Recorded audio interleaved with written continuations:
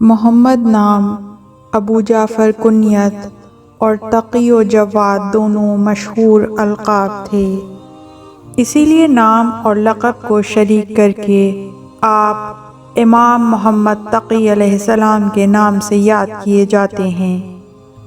والد بزرگوار آپ کے حضرت امام رضا علیہ السلام تھے۔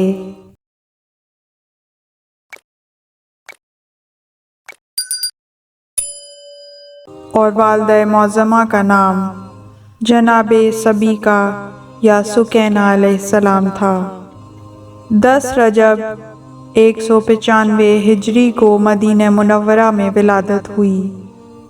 اس وقت بغداد کے دارالسلطنت میں ہارون رشید کا بیٹا امین تخت حکومت پر تھا۔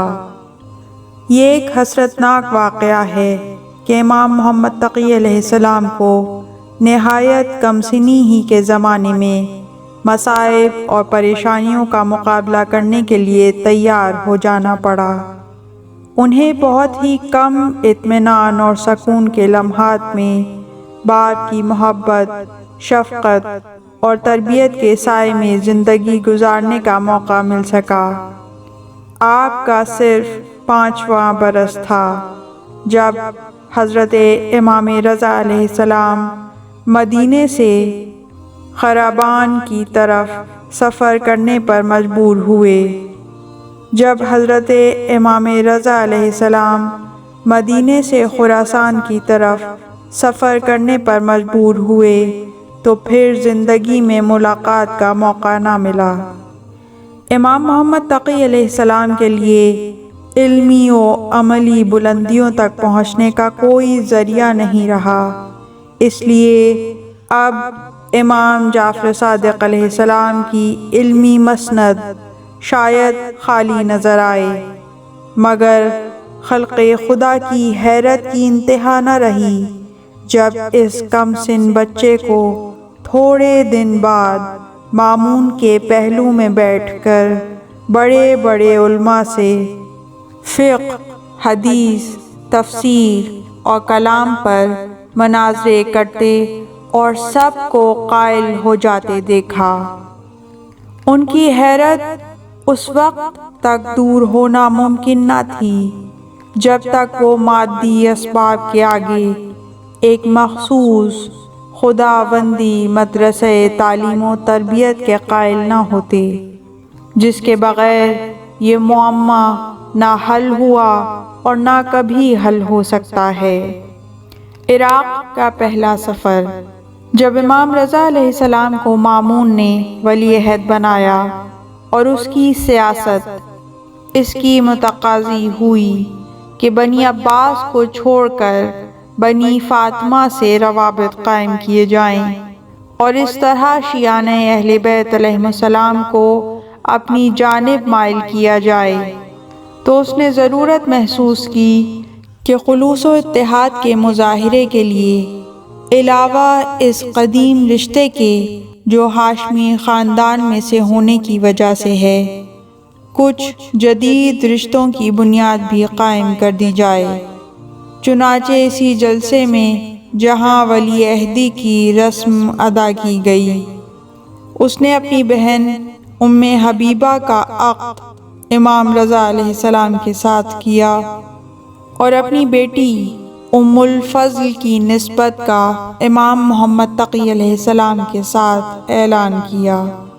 غالباً اس کا خیال تھا کہ اس طرح امام رضا علیہ السلام بالکل اپنے بنائے جا سکیں گے، مگر جب اس نے محسوس کیا کہ یہ اپنے ان منصبی فرائض کو رسول کے ورثہ دار ہونے کی بنا پر جو ان کے ذمہ دار ہیں کسی قیمت پر چھوڑنے کے لیے تیار نہیں ہو سکتے، اور اب عباسی سلطنت کا رکن ہونے کے ساتھ ان کے اصول پر قائم رہنا مدینے کے محلہ بنی ہاشم میں گوشہ نشینی کی زندگی بسر کرنے سے کہیں زیادہ خطرناک ہے۔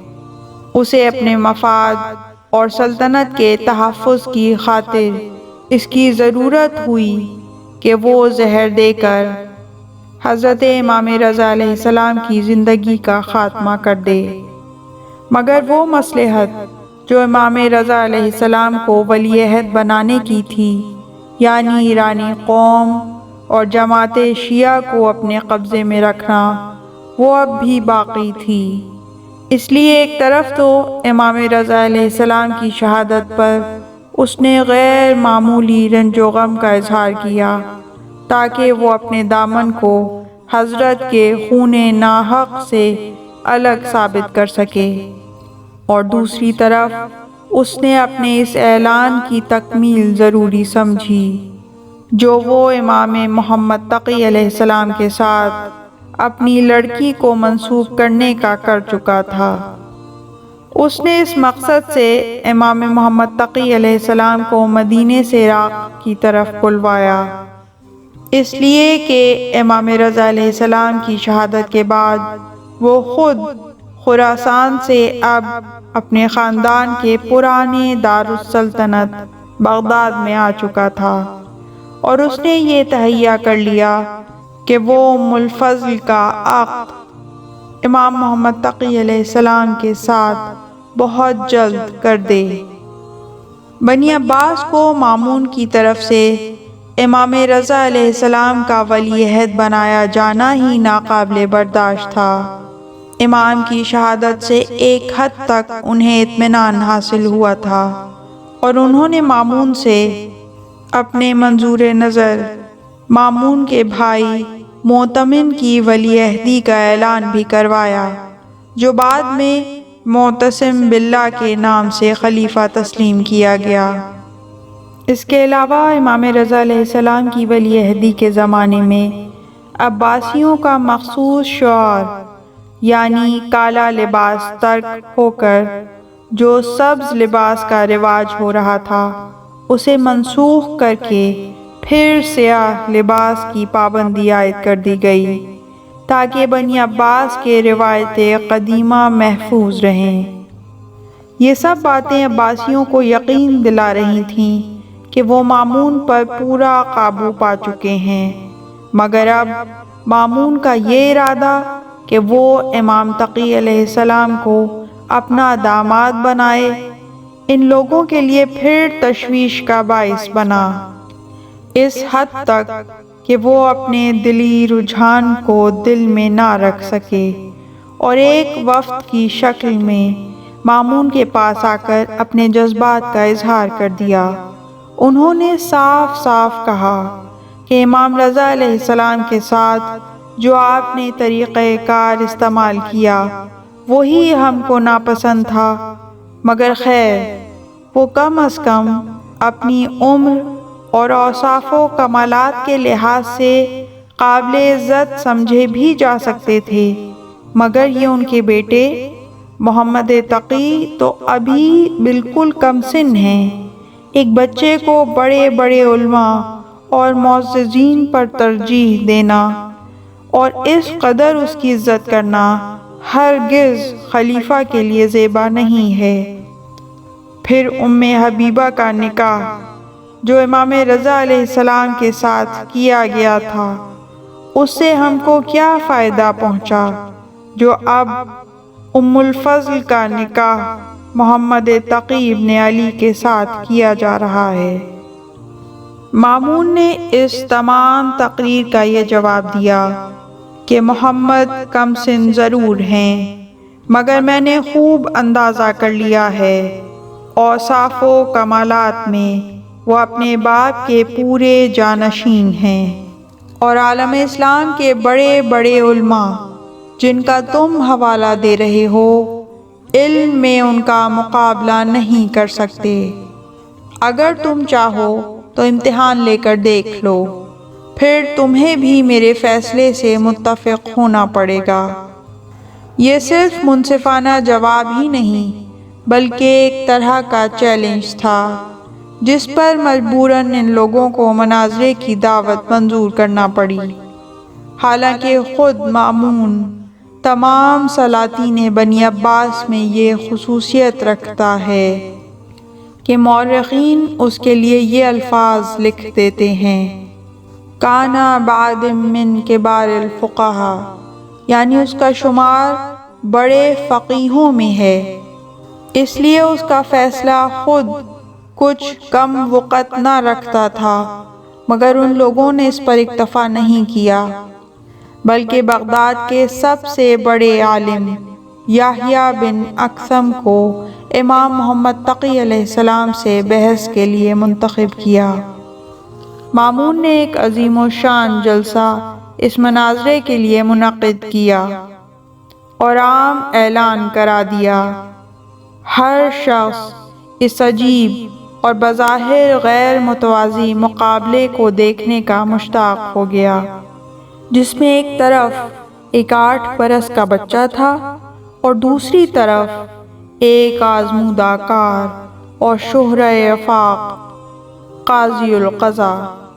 اسی کا نتیجہ تھا کہ ہر طرف سے خلائق کا ہجوم ہو گیا۔ مورخین کا بیان ہے کہ ارکان دولت اور معززین کے علاوہ اس جلسے میں 900 کرسیاں فقط علماء و فضلاء کے لیے مخصوص تھیں، اور اس میں کوئی تعجب نہیں، اس لیے کہ یہ زمانہ عباسی سلطنت کے شباب اور بالخصوص علمی ترقی کے اعتبار سے زریں دور تھا، اور بغداد دارالسلطنت تھا جہاں تمام اطراف سے مختلف علوم و فنون کے ماہرین کھنچ کر جمع ہو گئے تھے۔ اس اعتبار سے یہ تعداد کسی مبالغے پر مبنی معلوم نہیں ہوتی۔ مامون نے حضرت امام محمد تقی علیہ السلام کے لیے اپنے پہلو میں مسند بچھوائی تھی، اور حضرت کے سامنے یحییٰ ابن اکثم کے لیے بیٹھنے کی جگہ تھی۔ ہر طرف کامل سناٹا تھا۔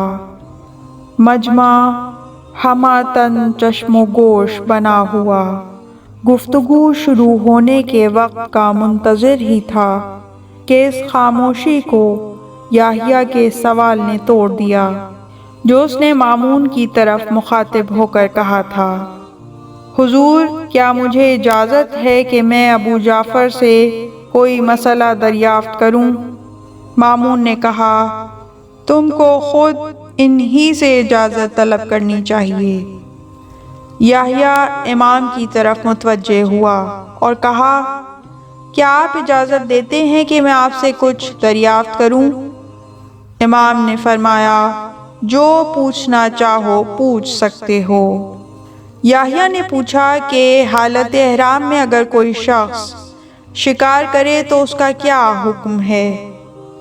اس سوال سے اندازہ ہوتا ہے کہ یحییٰ امام محمد تقی علیہ السلام کی بلندی سے بالکل واقف نہ تھا۔ وہ اپنے غرور علم اور جہالت سے یہ سمجھتا تھا کہ یہ کم سن صاحبزادے تو ہیں ہی، روزمرہ کے روزے نماز کے مسائل سے واقف ہوں تو ہوں، مگر حج وغیرہ کے احکام اور حالت احرام میں جن چیزوں کی ممانعت ہے ان کے کفاروں سے بھلا کہاں واقف ہوں گے؟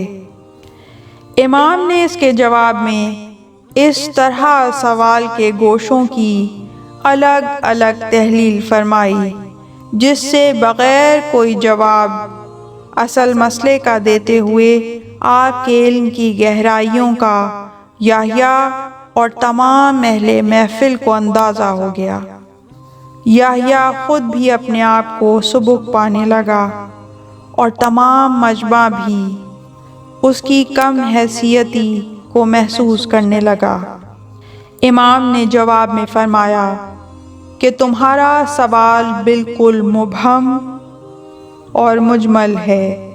یہ دیکھنے کی ضرورت ہے کہ شکار حل میں تھا یا حرم میں، شکار کرنے والا مسئلے سے واقف تھا یا ناواقف، اس نے عمداً اس جانور کو مار ڈالا یا دھوکے سے قتل ہو گیا، وہ شخص آزاد تھا یا غلام، کم سن تھا یا بالغ، پہلی مرتبہ ایسا کیا تھا یا اس کے پہلے بھی ایسا کر چکا تھا، شکار پرندے کا تھا یا کوئی اور، چھوٹا یا بڑا، وہ اپنے فعل پر اصرار رکھتا ہے یا پشیمان ہے، رات کو یا پوشیدہ طریقے پر اس نے شکار کیا یا دن دہاڑے اور اعلانیہ، احرام عمرے کا تھا یا حج کا۔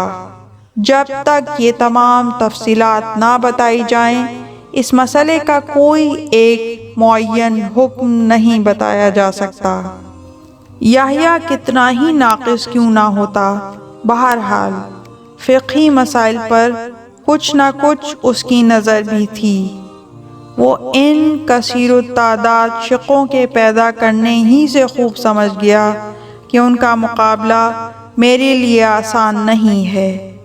اس کے چہرے پر ایسی شکستگی کے آثار پیدا ہوئے جن کا تمام دیکھنے والوں نے اندازہ کر لیا۔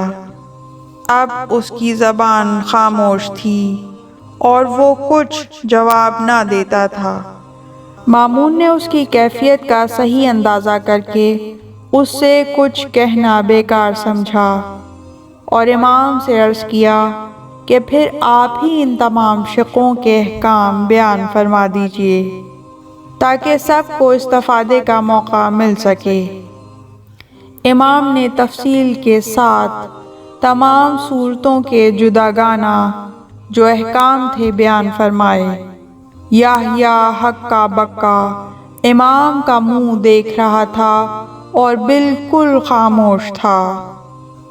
مامون کو بھی قد تھی کہ وہ اتمام حجت کو انتہائی درجے تک پہنچا دے، اس لیے اس نے امام سے عرض کیا کہ اگر مناسب معلوم ہو تو آپ بھی یحییٰ سے کوئی سوال فرمائیے۔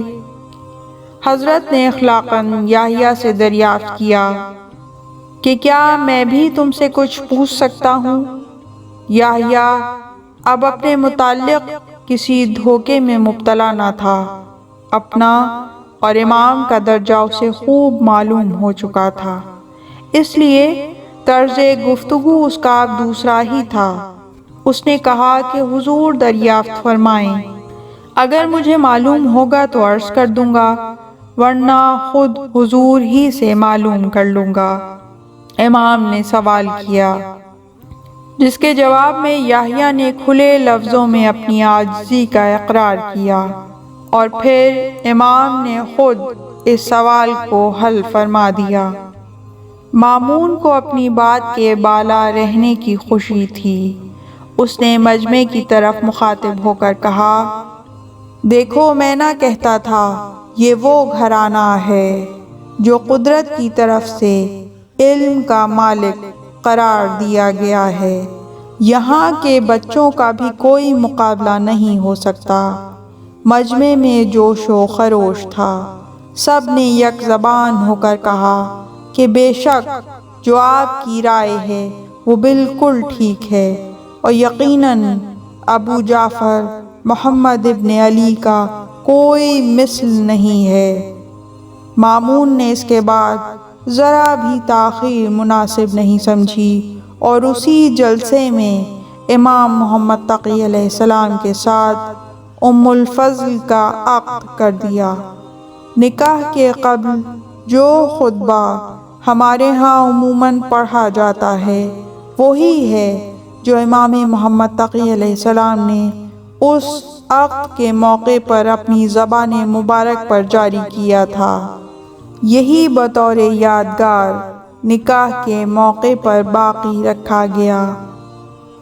مامون نے اس شادی کی خوشی میں بڑی فیاضی سے کام لیا، لاکھوں روپیہ خیرات میں تقسیم کیا گیا اور تمام رعایا کو انعامات و عطیات کے ساتھ مالا مال کیا گیا۔ اس طرح کی مزید تحقیقی، علمی اور تاریخی ویڈیوز دیکھنے کے لیے چینل کو سبسکرائب کیجیے اور بیل آئیکن پہ کلک کیجیے۔ ویڈیو کو لائک کریں اور کامنٹس کے ذریعے بتائیے کہ آپ کو ویڈیو کیسی لگی۔ اگلی ویڈیو تک کے لیے خدا نگہدار۔